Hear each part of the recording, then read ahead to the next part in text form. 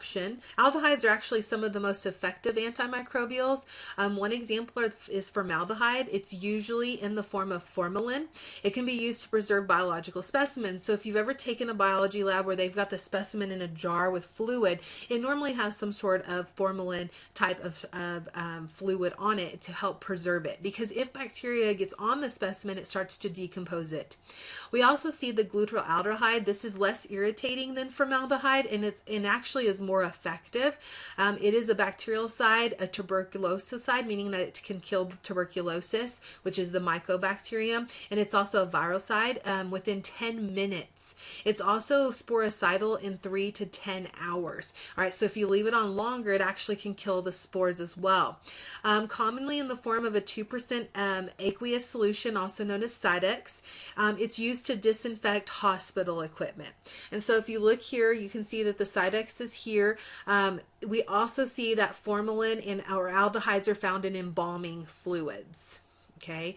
One thing to notice, formaldehyde is poisonous. It's very dangerous if it is consumed. We then have chemical sterilization. Chemical sterilization is using a toxic gas called ethylene oxide. This inhibits vital cellular functions. Ethylene oxide is a gaseous chemical sterilant, meaning that it's in a gas form and it kills all microbes and endospores. This has to be applied in a closed chamber, and it has to be applied over several hours. It's usually mixed with a non-flammable gas like CO2, and it is also used in hospitals. One thing that they use here is that this gas is very toxic, but it's also explosive. And so this is again why they put it into a non-flammable gas substance with carbon dioxide, because if they mix it with oxygen, it could cause major issues.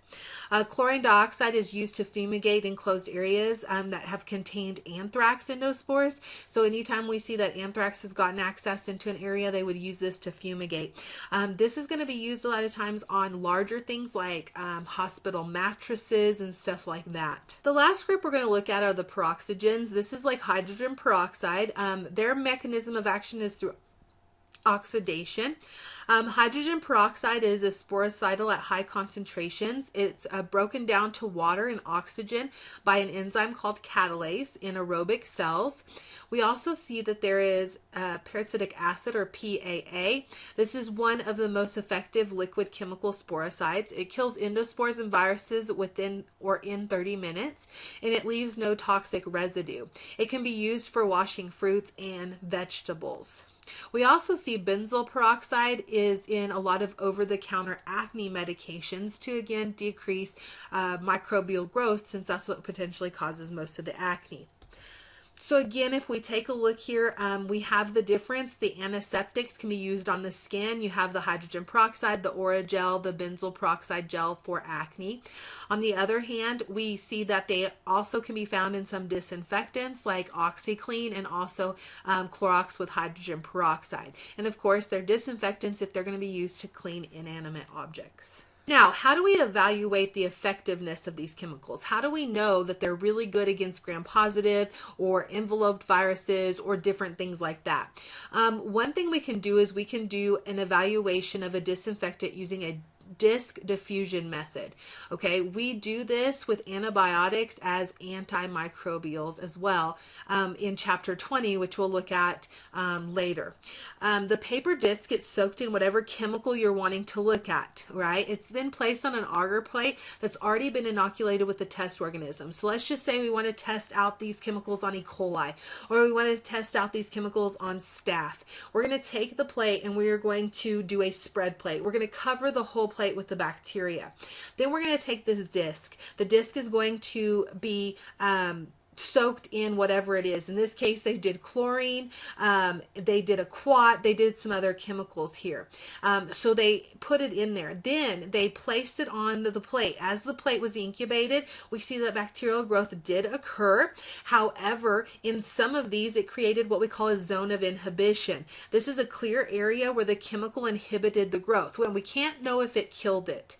All right, so in this case, we'd say it's at least bacterial static. We'd have to do further tests in order to know if it actually killed the bacteria and it was bactericidal. All right, so in this particular example, If we look at Staphylococcus, all four types of disinfectants or chemicals actually did create a zone of inhibition. However, chlorine's was the largest. For E. coli, though, we see that chlorine was the largest, but if you look at the hexachlorophene, that one didn't do anything. There's no zone of inhibition.